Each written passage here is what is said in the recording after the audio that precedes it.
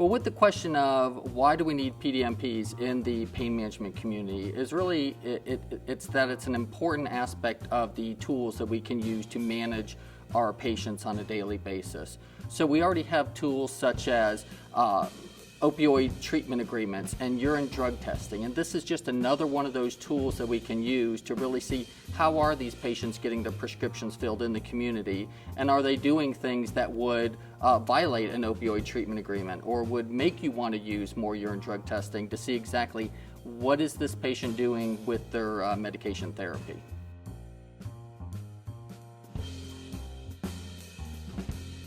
Well, with the title of A Nail in Search of a Hammer is that really a nail without a hammer is going to be useless. So the nail, or the PDMP, we're waiting for those physicians to access the program to be able to apply that so that we can put together or construct these patient profiles appropriately using all these tools to make sure that patients are following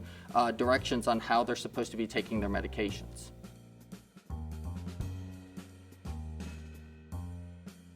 With the different aspects of PDMPs that are good and bad out there is that, first off, it's really good that almost every state has that in place right now, except for Missouri, which is currently continuing to work on having its PDMP approved and then eventually up and running. They're very similar in this aspect where they're allowing the same access depending on who the prescriber or the pharmacy is that's needing to access that information, and looking at the same medications. However, there is some room for improvement, such as more interconnectedness between the states. So those states that have neighboring areas where a patient might be going over the border to get a prescription filled. And then also as far as with really emphasizing or putting the teeth in it of getting the prescribers and the pharmacies to actually utilize the PDMPs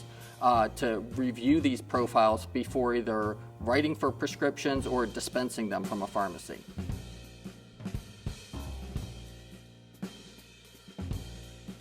The best way that physicians should be using the PDMPs is to really incorporate into their daily activities. So not just the patients who they might view as a high-risk patient, but possibly all patients would need to be reviewed with the PDMP, because that really is part of how they're going to evaluate that patient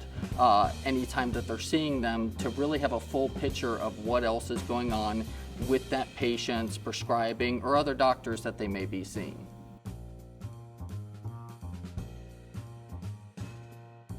The main thing that I'd like to pass along to the viewing audience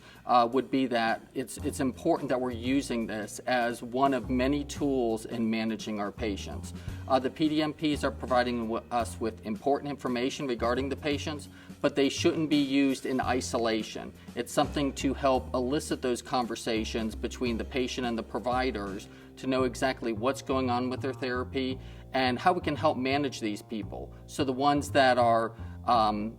that's an anomaly of how they're getting their prescriptions filled, that don't need to be monitored closely or affect what their therapy is. But more importantly, those patients that do have therapeutic issues, that we can get them the help that they need.